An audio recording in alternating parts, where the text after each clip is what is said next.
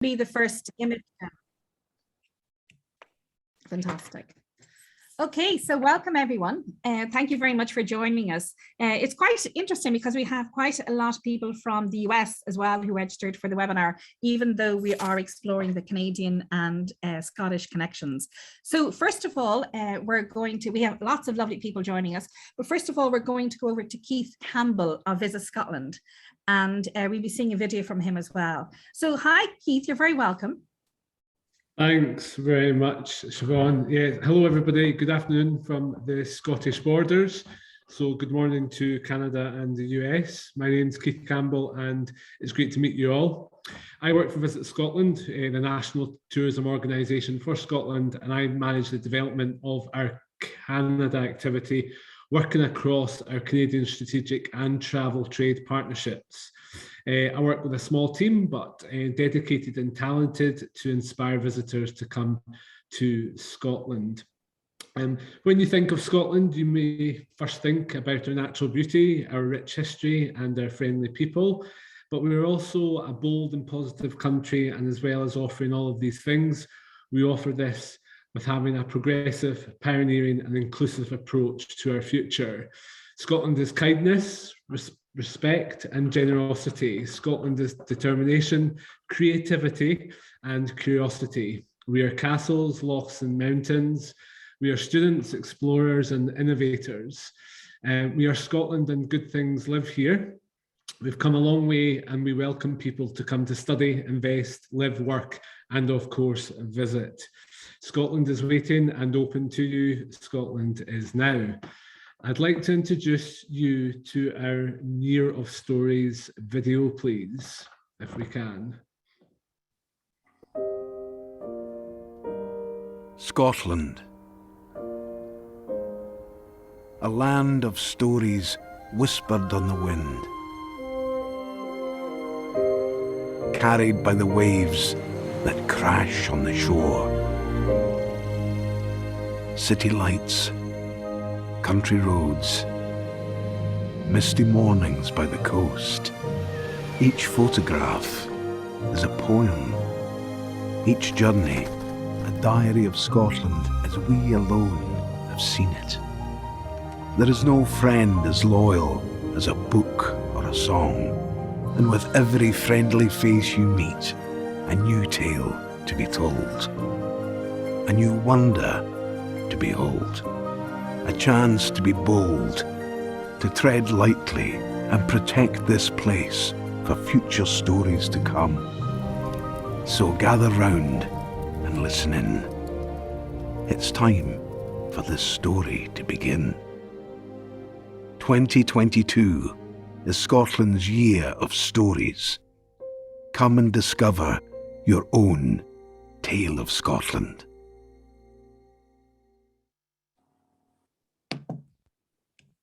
Great, thank you.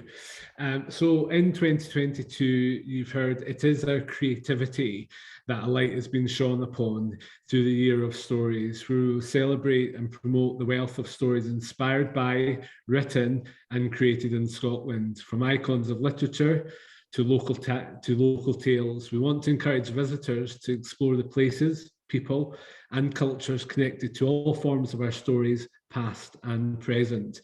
You can find out more information on the events that are taking place throughout the year on our website, visitscotland.com. There's also a number of travel resources available on our travel trade website, visitscotlandtraveltrade.com, for all of our trade partners, travel advisors, tour operators, to inspire you and help you inspire your clients to make Scotland their next vacation. I'd like to share my own story. I'm a proud Highlander, born and raised in the far north of Scotland in a place called Wick, not far from John O'Groats, who you may know. But I am now an adopted borderer living in the Scottish borders, about 30 minutes south of Edinburgh. And I've also spent time living in the Out of Hebrides in Stornoway as well. And I now get the privilege to promote Scotland to our Canadian friends, and it doesn't take much to get me talking about my homeland. One story I'd like to share is that the tradition dating back centuries here in the Scottish borders, which I became fixed with very quickly on my arrival here. And it's called the common ridings.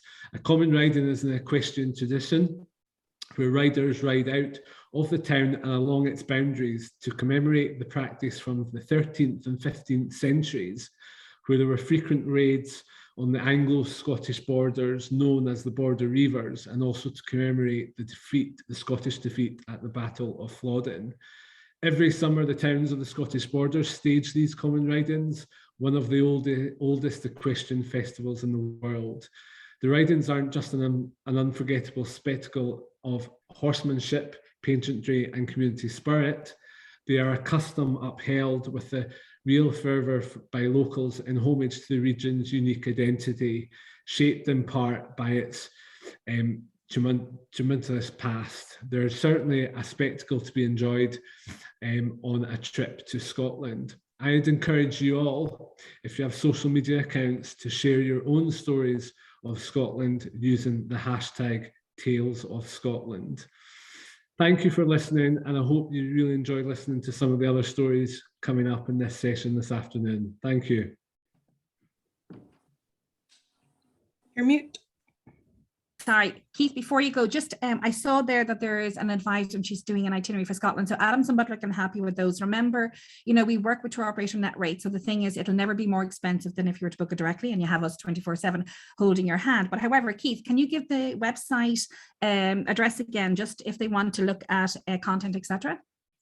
Yeah, so there's two avenues: visit scotland.com and search for Year of Stories. But for assets to help you inspire your own clients, it's visit scotlandtraveltrade.com.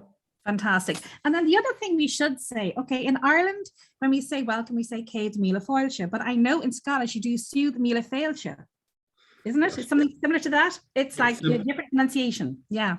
Yes. It's just like when you talk about Gaelic or Gaelic, it's Gaelic in Scotland and Gaelic in Ireland. Yes. Because when we do site inspections every year, and I always remember being able to read Scottish, and the Scottish people are very surprised an Irish person can read Scottish, but you do have, like, as I said, it's like we say Fáilte, you say Fáilte, we say Céad, we say Siúd, things like that. But it's great fun when when especially if people do both countries together and they see the similarities. So thanks a million, Keith. So we're going to go over to you, Iain, and Iain is going to he's going to perform for us as well, but he's also the youngest clan commander, and he's going to tell us a little bit about the history of the MacGillivray clan as well. So over to you.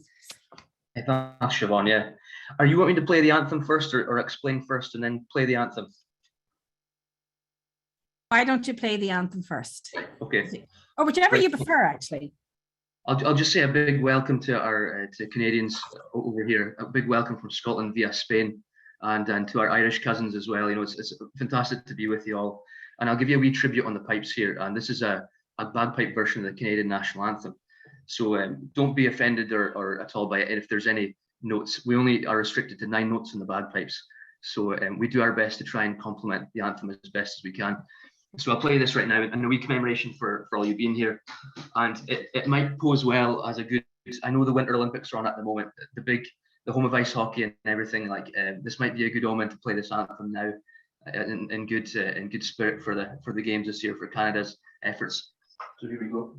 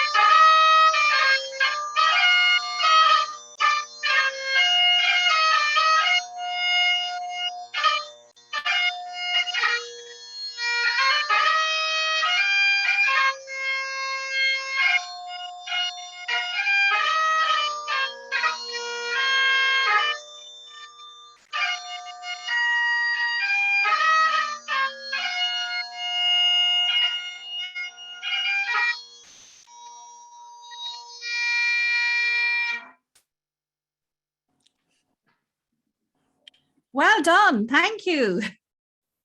I'd say that's a first. Yes, that's the Canadian national anthem there in the pipes. I think it's about as close. I'll get some reactions from the Canadians there. I think that's It was a wow, great job in our anthem, and bravo. That was brilliant, Iain. I'm glad it went down well, you know. Lovely's another one coming in. Well, listen, what a privilege to be with you here, I think we're celebrating the Scottish-Canadian connection as well. So, it's great to be able to be here with you all and to celebrate this kind of meeting with you all, you know.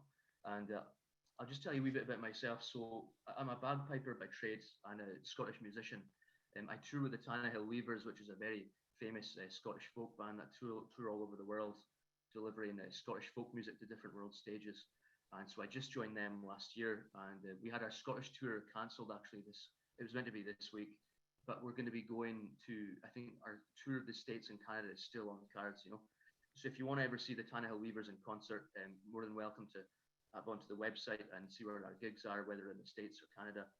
And for sure, if you're at a gig, just come up to me and we'll have a good conversation, a good drama or something, you know. And the other music project I'm involved in is a thing called ID McG, which I create kind of Scottish Celtic kind of dance techno music, and that's on the cards as a new project at the moment. So we're releasing our album in June. Iain, they're just saying it's a little bit hard to hear you. So can you turn up your volume, or maybe, I don't know what you're going to do, get closer. I might do that actually. Is that better at all? Maybe not. If people can give comments, then I know, because I can hear you perfectly. But there's two people who found you hard to hear. But you know what you can do later as well for us? Can you actually write down the name of your band, you know, when you're finished talking, so people can have it? So yeah, so come on, tell us now.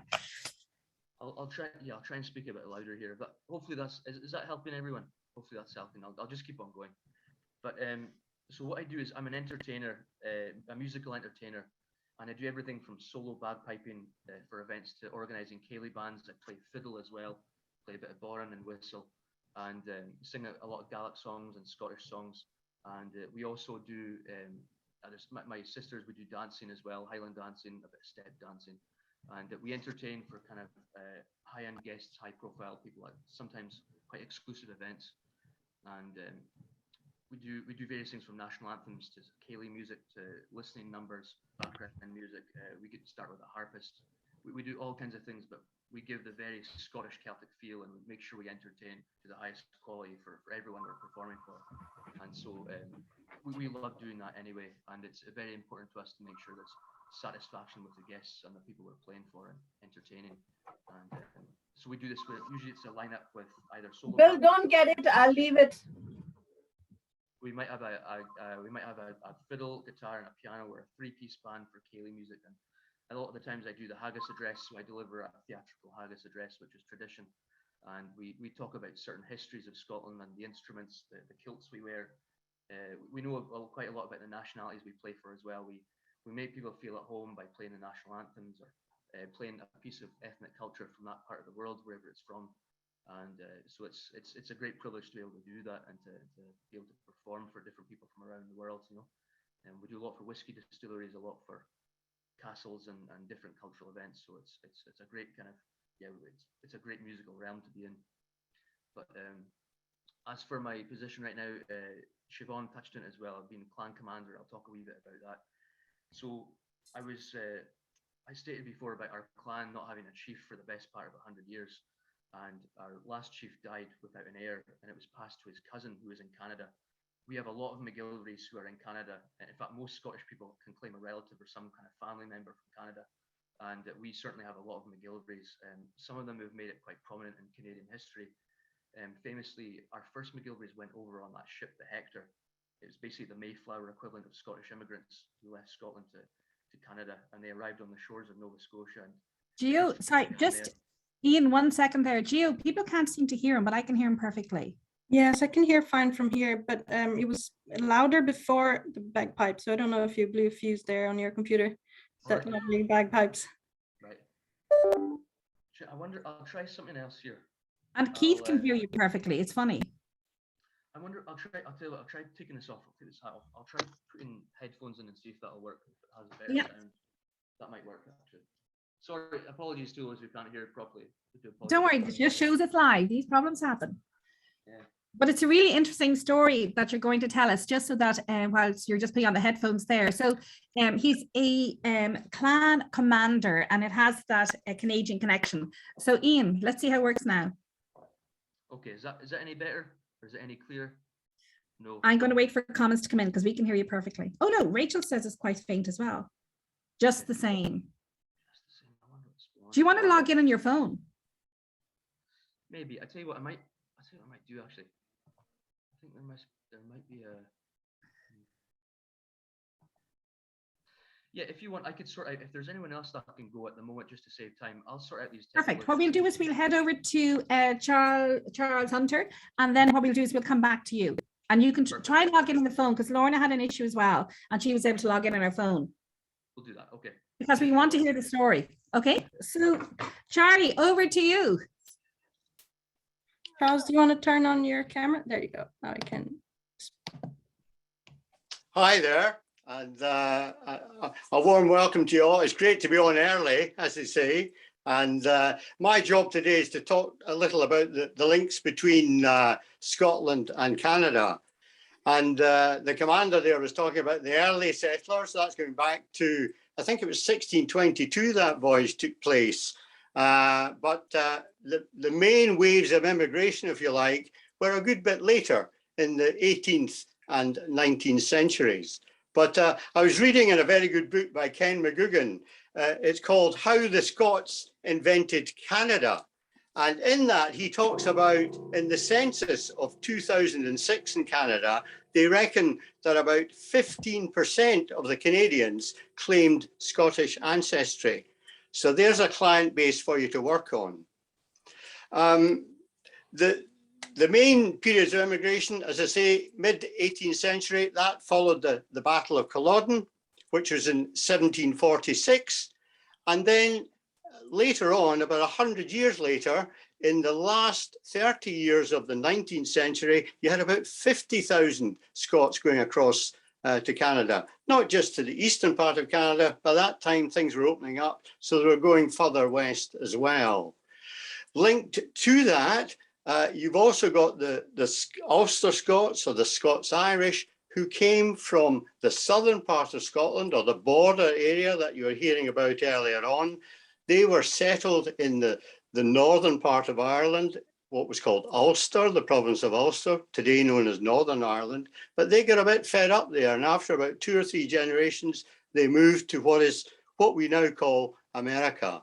But then things didn't work out because the American War of Independence came along, and they went off to the Maritimes in Canada. But looking at some of the Scots who have had an influence over there, looking at the political setup, for example, you had early Scots like John MacDonald, and then who was actually born in Glasgow. You had Mackenzie, who came from Perthshire, and then coming more up to date, you had Pierre Elliott Trudeau. Now, Elliott was his mother's name, and Elliott is a name from the Scottish border country. So probably her ancestors were moved to Ulster or Ireland, and then moved on to North America after that. So there's still links there. And my understanding is that Trudeau also married a woman called Sinclair. Now, Sinclair is a very common name from the Orkney Islands. You're going to hear more about them later on. The Orkney Islands, a small group of islands to the north of Scotland. And it's interesting to note that many from the Orkney Islands went to Canada early on to work for the Hudson Bay Company, because the Hudson Bay ships used to stop there and take on fresh water before the passage across the Atlantic. And so in Canada today, you'll find many Orcadian names like Flett, Isbister, and Sinclair, down to their ancestors going over to work for the Bay Company. Other Scots have basically been involved with all sorts of things in Canada. Inventors like Alexandre Graham Bell, who was working on a way of communicating with the deaf when he came across the telephone. You've also got a fellow called Sanford Fleming, responsible for thinking up time zones, or what we call today standard time. And then you've got the gentleman, I've forgotten his name, sorry, Banting, I think it was, who invented the cure for diabetes in the 1920s. Not forgetting the educationalist McGill, the banker McGill, and the businessman Simpson, who ran Hudson Bay Company, and also the fellow who drove in the last spike at Craigallachie, Smith, I think was his name. I remember going to visit that with my children a few years ago, and they were very impressed. Not forgetting the women. My favorite story of a woman was a lady called Nellie Gunn, who came from Orkney, who actually worked as a trapper for the Hudson Bay Company until they discovered that she was a woman. And then sadly, she was put to work in the kitchen and then shipped back to Orkney. But other ladies who made their mark, Lady Aberdeen, who set up an order of nurses called the VON, which I believe is still going today. There was Lucy Montgomery, the best-selling writer who wrote the Anne of Green Gables books. She was from Scottish ancestry. And your first female member of the House of Commons in your parliament was Agnes MacPhail. That was way back in 1922. For my own family, a couple of cousins who are called MacLaren. MacLaren is the name of the clan in this village where I live in the Highlands. And they settled, one was a nurse, settled in Mississauga, and the other one was in Ottawa, and he worked as an economist for the government. My personal story of a tour with Canadians was with a family of MacArthurs who came from Newfoundland, and their descendants had left a small island called Canna off the west coast, quite close to Mallee, the northwestern part of Scotland, in the 1860s. And we brought them back to Scotland. There were 3 generations, aged from 18 to 80, and they were great musicians, singers, storytellers, and dancers. So we arranged 7 gigs for them around Scotland. But the most memorable part for me was taking them back to Canna on the ferry. They played a free concert. The passengers were very happy. When they got to the island, they fell to their knees and realized this was them coming home. We went to see the houses where their ancestors had lived, which were in ruins, of course, but growing close to one of the doors was some wild mint. And one of the old guys turned to me and said, "Isn't that amazing? We still drink mint tea in the valley today." So there you are. That's just a few links with Scotland. And I very much hope that with that 15% claiming Scottish ancestry, you have a client base to work with. And we look forward to looking after them over here. Thank you. Fantastic. Thanks a million, Charlie. And just remember as well that Charlie can drive your clients around Scotland. So he works driving, Adams and Butler's clients all around Scotland and, reintroducing them to, sometimes where they came from originally. And we also have a genealogist as well that we use for Scotland if any of your clients want to trace their ancestry. So thanks, Charlie. Back over to you, Ian. I believe the sound issue is... I wonder, is that helps? Is that any better, folks? Great. Okay. Perfect. Yeah. Right. So, Siobhan, how much more should I just do a brief kind of overview of what I talked about before, and then continue on from last, if just for those who couldn't exactly hear? Okay. Just continue on from before, and then because the recording is done and it should be our sound, people can catch what you said before. So if you can tell the history, about why you're a clan commander, etc. Perfect. Okay. Yeah. So basically, I finished off last time by saying about our Canadian. Our link with Canada, with MacGillivrays heading over, and of course on the ship the Hector. And one of our most prominent kind of MacGillivrays in Canadian history would be William MacGillivray, the famous fur trader of the Northwest Company, based in Thunder Bay and all across that side of Canada. We actually went, one of our last times for a Clan MacGillivray Society Canadian gathering was for the 100th anniversary of the MacGillivray Pipe Band, based in Thunder Bay in Ontario. And it's an amazing, they're actually the oldest founded pipe band in all of North America. And they were originally founded as a way of recruiting Canadian troops for the First World War. And of course, they named it the MacGillivray Pipe Band because of the William MacGillivray connection. And also our former commander's father was quite prominent with Clan MacGillivray things out in Canada. So our Canadian connection with MacGillivrays in Scotland is very strong, as is with most clans in Scotland. And so we celebrate them as well. And I know ice hockey, I've got to touch on ice hockey again, just being the kind of native sport of Canada. Shinty is our oldest sport in Scotland and was a contributory factor for ice hockey in Canada. And I think it's McGill University was one of the first teams, or the first ever Shinty matches was played in Nova Scotia, or was it McGill University? Might be in Montreal. But I know there's some connection with McGill and Clan MacGillivray and the whole formation of ice hockey as a sport. So that's quite exciting on that front as well. But back to the history of the clan commander, and my position at the moment is because of our last chief died without an heir, our last two chiefs, it remained dormant, our Clan MacGillivray chiefship. And the Lord Lion, who's the King of Arms in Scotland, he oversees all the clan activities and clan chiefs who are elected and put into positions. He's very proactive at the moment. We're very thankful that this current Lord Lion is very proactive in initiating with clans and initiating the whole process. And he was kind of pressuring the Clan MacGillivray to elect a chief, because he said, you can't have a clan without a chief, and you can't have a chief without a clan. The Clan MacGillivray, it's about time we have a chief. So what happens if the chiefship is dormant is we have this electoral process, and it involved Canadians and Americans, and particularly the diaspora where MacGillivrays went all over the world, and particularly your main big four countries of immigration being the United States, Canada, Australia, and New Zealand. And so we had this big electoral process, and I was elected to be the commander or the chieftain. And basically what happens is I'm not chief in name yet, but I need to wait for another 5 or 10 years to be approved. And there's another subsequent election in 2021, and then another one after that to decide the chiefship. And it was decided on a prominent occasion. It was the night of the 270th anniversary of the Battle of Culloden. Of course, one of the main reasons why so many Scots left their shores was because of the persecution after Culloden. And our clan was a staunch Jacobite clan and fought for the Bonnie Prince Charlie, fought for the Stuart monarchy, fought for Scotland, fought for all these things that we held dear at the time. And so all these people, a lot of these immigrants would have gone to Canada because of the persecutions in the aftermath of Culloden and various other reasons. And so it was quite an interesting event and an interesting date to have chosen for my commandership to have been elected on the night of the Battle of Culloden.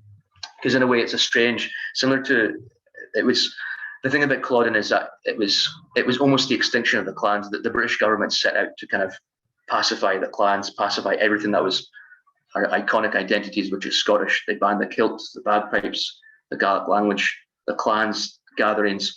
And in a way, okay, we lost the battle, but we won the war because we still have all those things. That's still what makes us Scottish these days: the kilt, the bagpipe, the Gaelic language, the clans, gatherings. So in a sense, we kept our identity. We were resilient. We defied everything, and we're really proud of that. And a lot of Scottish Canadians and MacGillivrays I meet are very proud that we still have those such identities and cultural aspects that are so dear to us. So Iain, you haven't mentioned whiskey. Whiskey as well, yeah. I'm not sure if they banned whiskey or not. I don't know. Maybe they liked it too much. I don't know. But it was whiskey is one of our biggest products, one of our biggest exports in the world. You're talking a £3 billion market. It's massive. You'll find Johnny Walker and most malts in every single place you go around the world. And it's amazing that that industry it's kind of been one of the most recognisable products of Scotland, the Scotch whisky, and of course there's a lot of things in tow with that. You know, we perform for a lot of whisky distilleries, Glenmorangie, Dalmore.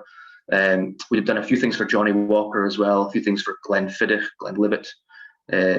What's the other one? Clynelish. So a few whisky distilleries and a lot of Tomatin as well.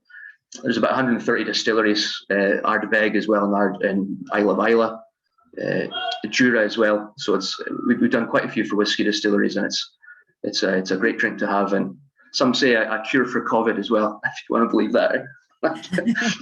So Iain, if clients wanted to arrange for you to play privately, if clients wanted you to play privately, that can be arranged, can't it? Yes, provided you're available and in Scotland on the time.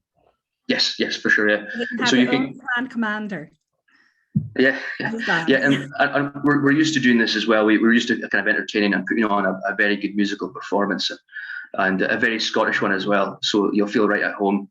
And for sure, if you want to contact, just email, telephone, messenger, any forms of social media contact, you're more than welcome. I do anything like that.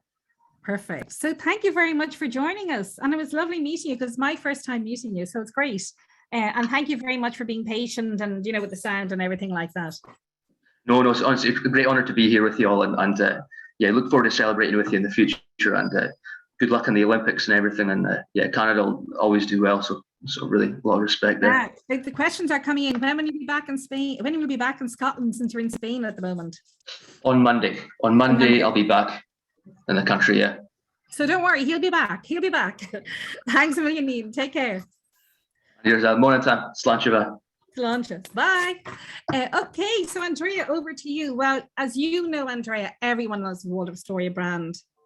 They just, you know, it's amazing. I'm actually in the Intercontinental here, and I'm beside the new Waldorf Astoria that'll be opening soon, well, next year. Yep. So you are in Edinburgh at the moment at the Waldorf I am in Edinburgh, yes. I'm in Edinburgh in our iconic Alexandre Graham Bell Suite. So this was Sean Connery's favourite suite, Sir Sean Connery's favourite suite when he used to stay with us many years ago.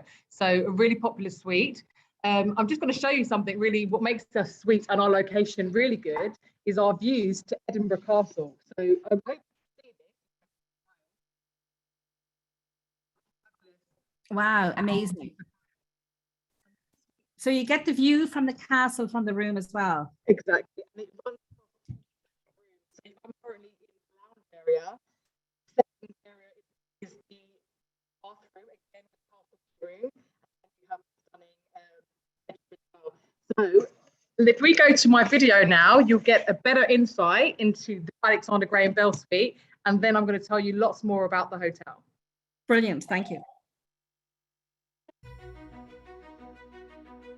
Good afternoon, folks, and a very warm welcome to a slightly windy but beautifully bright Edinburgh today. Thank you so much for your time. My name is Dean McVeigh and I'm the Director of Rooms here at Waldorf Astoria, Edinburgh, the Caledonian. And I would love to take you through some of the improvements we've been making over the last couple of years. So again, thanks for your time, and when you have a second, follow me. You join me here on the grand staircase of the hotel. The hotel was built in 1903, so we are quite old. But the hotel is full of stories, history and charm. As I said, we're here in the grand staircase where you can see Edinburgh Castle, you can see our glorious chandeliers, and you can see the rest of the staircase, which takes you all the way up to the top of the hotel. This staircase has hosted many a celebrity, royalty, foreign politician. Gene Kelly's danced up and down here, and so has Trigger the horse. So follow me for a little bit more and we'll head upstairs. So here you join me in the Alexandre Graham Bell Suite. One of my favourite of our signature suites, which are all incidentally named after famous Scots, writers, inventors and the such. A couple of my favourite points in this room are the gorgeous fireplace, the incredible work on the ceiling, and the view. I mean, come on, look at that, isn't it amazing? And also, one shouldn't be distracted by technology when we're here, so we've conveniently hidden the televisions behind beautiful mirrors just up on the walls. So if you follow me, we'll have a look at the rest of the suite.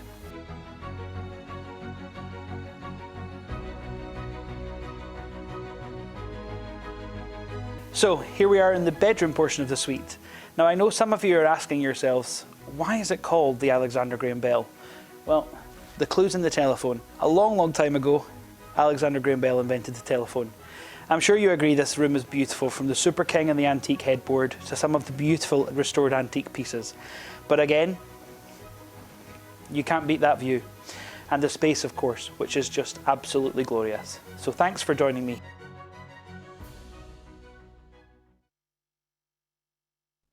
Thank you. I hope you enjoyed that video, and that's from Dean McVeigh, and he's our event rooms director at the hotel. So I didn't get a chance to introduce myself. So I'm Andrea Bull, and I'm the Director of Sales of the iconic Waldorf Astoria in Edinburgh. So what makes our hotel unique is our locations, which we've kind of showcased to you already, but also the history of our hotel as well.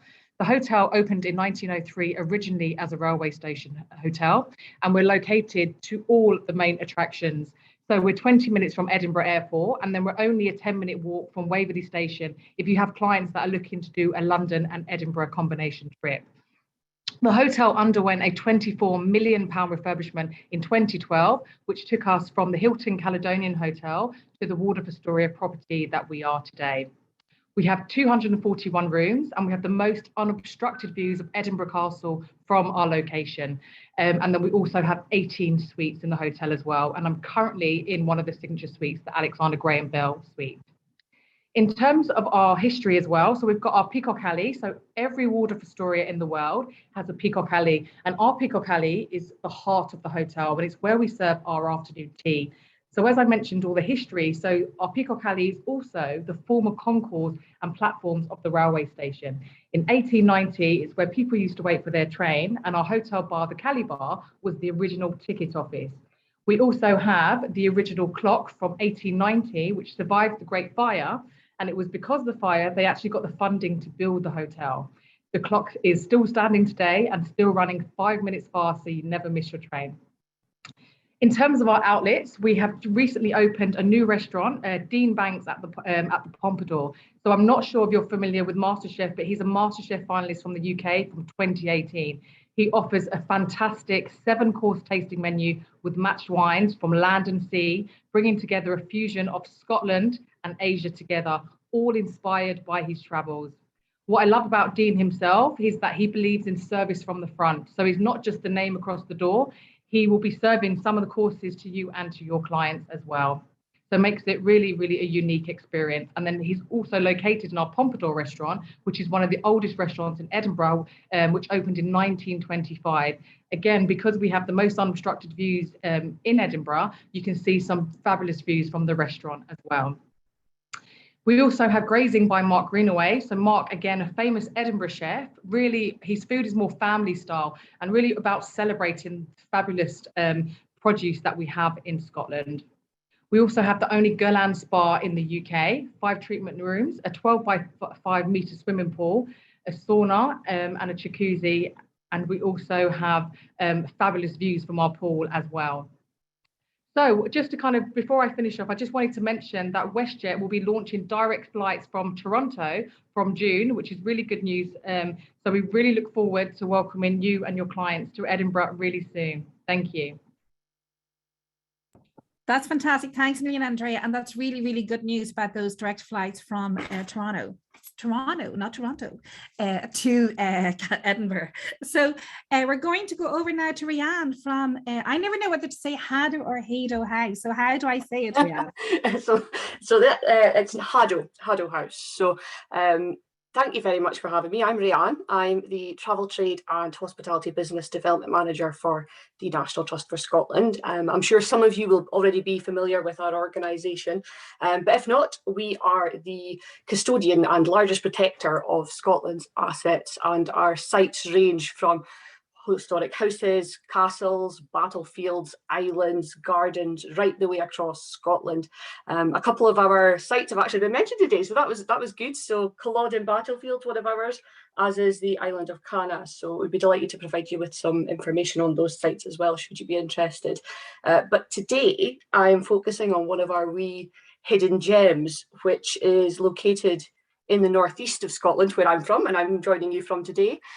So I will ask Gio just to play a really, really short video, and then I'll share a couple of pictures and some stories from the property with you.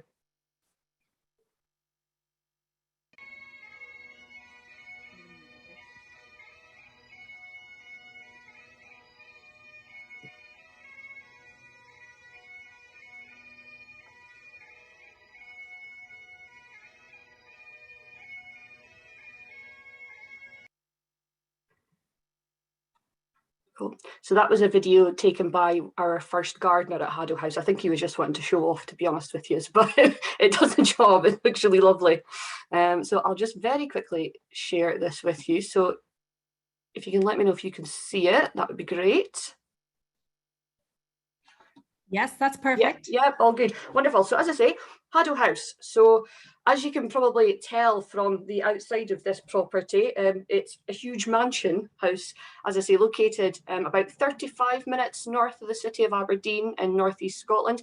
It was designed in 1732, and it really was built for entertaining. It was played host to dignitaries and royals over the centuries. It was the home of the Gordon family, which is a very influential family in Scotland. They were home for over 250 years. For example, the first Earl was the Lord Chancellor of Scotland, and the fourth Earl was Prime Minister. But I'm actually going to be talking to you today about the seventh Earl, Lord and Lady Aberdeen. Lady Aberdeen was also mentioned earlier on, and that's them there. So this is John Hamilton Gordon and Ishbel, or Johnny and Ishbel, as we refer to them. So they spent a huge amount of time in Canada, because John served as Governor General of Canada from 1893 to 1898. They first visited in 1890 as part of a world tour, and inspired by their visit, when they returned to Haddo House, they built Haddo Hall in the style of the community halls that they'd seen in Canada.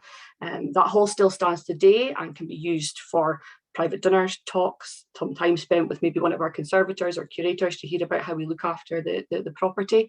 In 1891, they bought Coldstream Ranch, and they introduced the first commercial orchard operations, which inspired a lot of immigration as well. He sold a lot of land to Scots moving over.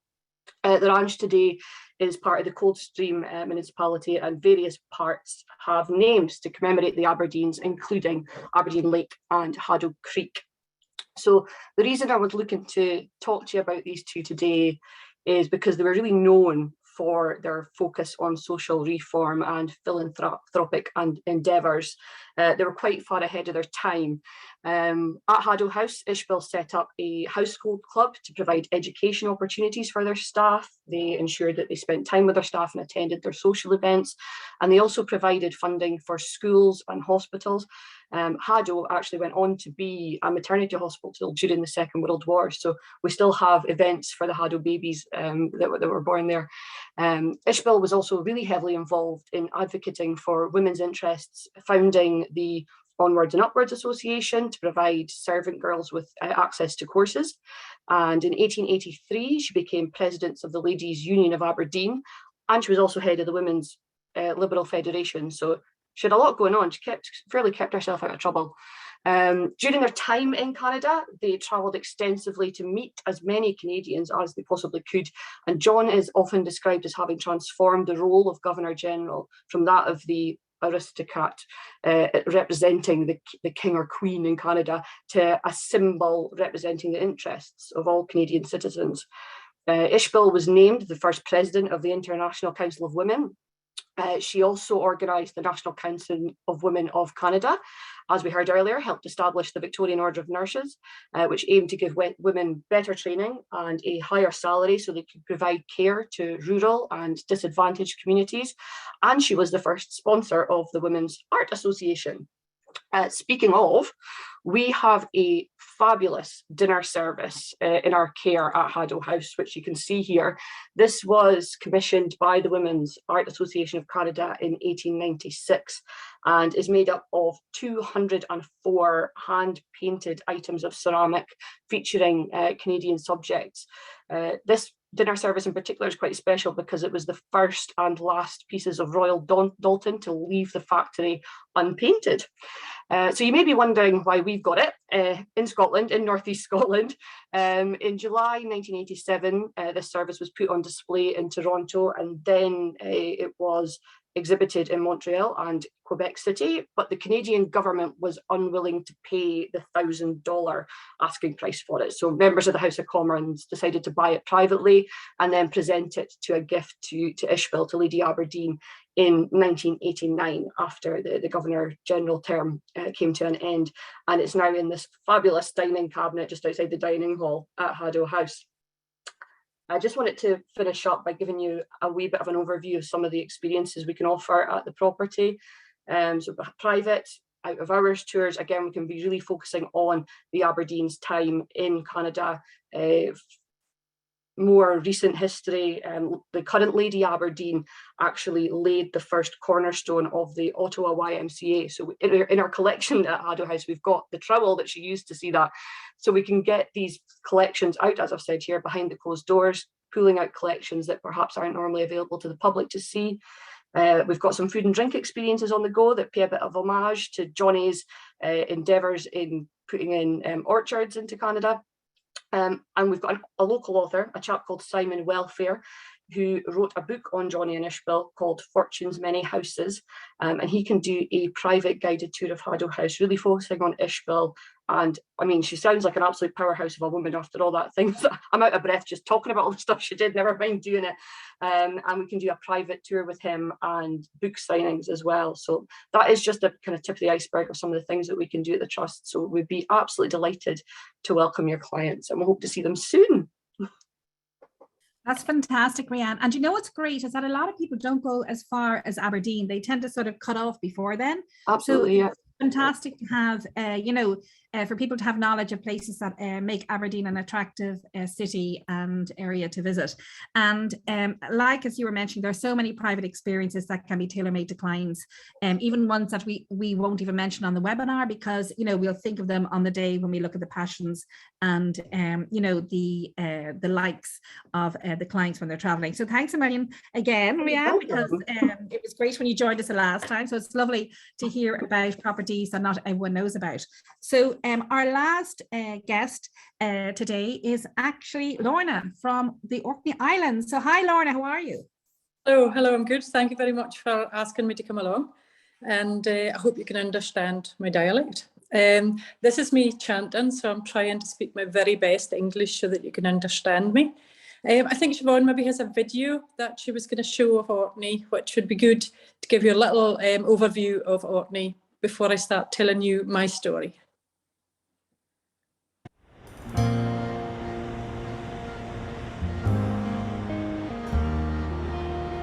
There are a group of islands tucked away just off the north coast of Scotland. The Norsemen called them Orkney. We call them Orkney. And in these islands, there are countless stories just waiting to be told.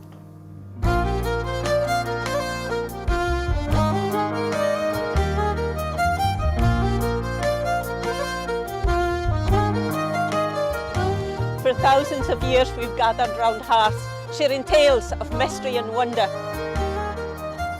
These stories exist in every nook and cranny of our landscapes and within the seas that surround us.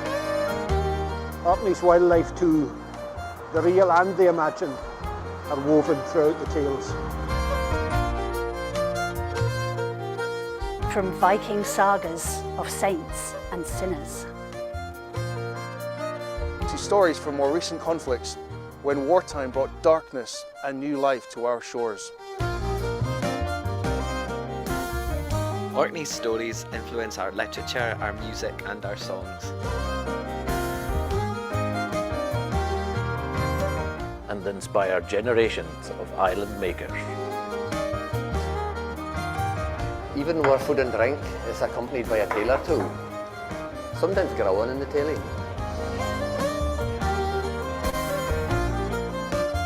Our stories remind us of where we've come from and guide us as we strive towards new horizons. We have sent our stories around the world and seen them reflected back through countries and cultures far and wide. We'll gladly share our tales with you. So find a blank page and write an Orkney chapter in your own life story.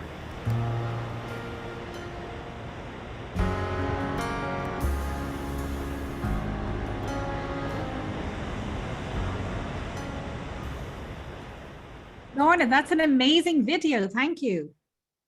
It is. It actually makes me very proud to be Orcadian watching that. And if I didn't live here, I would certainly want to visit here. As I'll give you a bit of an introduction to me. I'm Lorna Brown, and I run a small tour company here in Orkney. So if you want to know about tours that I do, contact Adams and Butler and they will give you information. We do tailored tours for people who want to do a private tour, and we would work with the client to create the tour that suited them. So we cover Neolithic history, so our 4,000 or 5,000 year old history, Skara Brae, ancient village, the standing stones, Maze How, a burial tomb. So we do all the ancient history, really ancient, and then we do Viking history, which we're very proud of, because you'll realise for that we're very proud of our Viking heritage, our Norse heritage. So the dialect that I would speak normally comes from that Norse language that we used to speak in Orkney. But we also have wartime history, because Scapa Flow, our large harbour here, was the base for the British fleet during both world wars. We have wonderful crafts, amazing whisky, beer, food, and we would tell you about Orkney now. But our connections to Canada are hugely important to us, as are our connections to Norway. We love connections, and once we make a connection, we don't let go. Our connections to Canada, mine personally, is that my granny was born in Victoria in Vancouver Island. Her father and mother were both from Orkney, but he was the captain of a salvage ship and was based in Victoria. So my granny was born there, and they moved back to Orkney when she was 5 years old. And the one memory she had was the no trees. So that was a huge shock for her to move to an island where there were no trees. Also connections through me and my husband. My great granduncle moved to Canada, and my husband's granduncle moved, and they joined the Canadian forces during World War I, and sadly both lost their lives during World War I serving for the Canadian forces. But we have other connections. I have Rendell, Hughesons, all over Canada, so huge family connections to Canada. One of our main connections is the Hudson's Bay Company, of course. A huge number of Orcadians left Orkney to work for the Hudson's Bay Company. There was a local agent based in Orkney in Stromness. So a lot of the ships that would go across to Canada, or the Nor'West as it was called here in Orkney, their last port would be Stromness before they headed across the Atlantic to Canada. They would be paid £6 a year, which was huge compared to what they could earn here in Orkney. And in the late 18th century, about 75% of the workforce for the Hudson's Bay Company were actually Orcadians. So a huge number of descendants of Orcadians in Orkney. Some of them came back after 5 years and had enough money then to buy land. A lot of that names would be like Flett and Draver and Icebister and Sinclair. Charlie before mentioned the lady that went across. She didn't just go to work in the kitchen. The reason she had to come back to Orkney was she had pretended to be a man working in Canada, but it was discovered she was pregnant, and after a certain length of time she couldn't hide that anymore and had to come back to Orkney. The Orcadian workers were popular. They were seemed to be thrifty. They liked to make a pound, and seemingly, I'm slightly scared to say this, but they seemingly didn't drink as much as the Irish. What other strong connection to Canada is John Ray. John Ray grew up in Orkney, and he trained to be a surgeon, and his father was actually the agent for the Hudson's Bay Company, and he went across to Canada as a ship surgeon, and he only intended to stay over for a season, but the weather trapped him there, and he actually took up a post there, a surgeon at the Moose Factory, and he stayed there for 10 years. So, and while he was there, he liked outdoor life. So he did lots of outdoor walking. In fact, the locals gave him a name. I can't pronounce it properly, but agluka is what it looks like, but it translated means long strides. And he regarded himself as a student of the native Cree Indians. So during a lot of his walking that he did, he actually filled in the blanks in the Northwest Passage in the north of Canada. There's a bit there actually called the Ray Straits. So that's another connection to Orkney. And he actually also discovered what happened to the Franklin expedition, which left for England in 1845. And nobody knew what had happened to them. But with his talks with the natives, they told him how that they had seen white men pulling ships across, or boats across the ice. And then they had found bodies much later in graves. It seems like they had starved, maybe resorted to cannibalism to try and survive. So John Ray reported this back in England, for which he was vilified.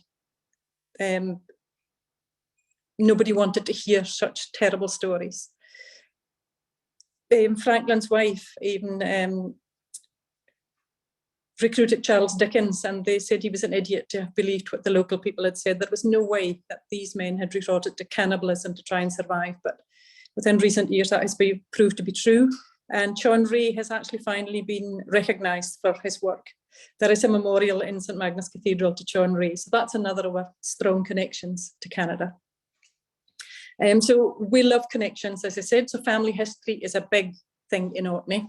So if anybody comes here with an Orcadian name, and maybe a native Orcadian, we love that. And we would work really hard to try and find a connection ourselves personally, because usually we find one, even the smallest connection, we will try and find it.